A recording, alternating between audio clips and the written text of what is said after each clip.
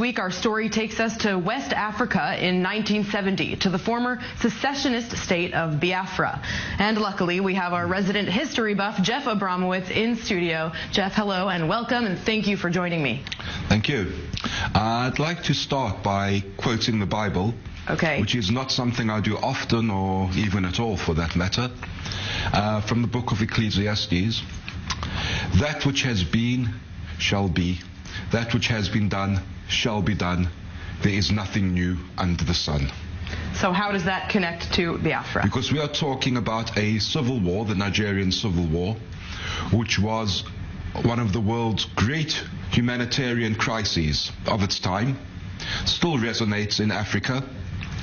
It was a war when the eastern part of Nigeria, which was mainly Christian, dominated by the Igbo tribe, broke away from Muslim-dominated West Nigeria, its own state Biafra, fought a brutal, bitter war, held out for 3 years, but then was starved into submission.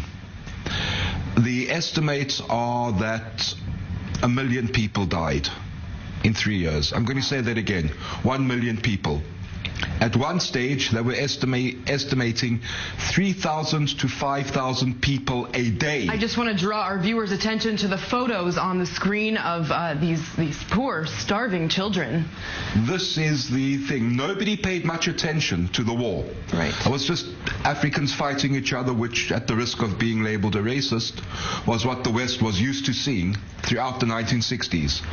But then photographers got into Biafra and took these photographs and brought, especially a man called Donald McCullum, but not only here, they brought back photographs of the starving, of the dying, and the conscience of the world was outraged.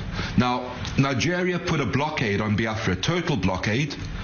They were helped by Russia and a Western state I won't mention, but I will say that the British cabinet papers of the time make very interesting reading. No medicine or food could get into Biafra. People starved. There were relief flights coming in, but not enough to keep them alive. There were missionaries in Biafra who did amazing work. I think it was the Irish Holy Ghost Order. If I get the name wrong, I apologize. I'm not that clued up on Irish Catholic orders. That's all right. But they did amazing work. And the organization Doctors Without Borders was founded as a result of Biafra. The conscience of the world. These pictures, the pictures we saw of the starving children, it was the great humanitarian cause of the day. And now pictures like these are used all around the world to try to convince people to donate money to Africa. And right. This was the beginning Biafra's of that. Luck or bad luck was that there weren't a bunch of egomaniacal pop stars to sing a song about them.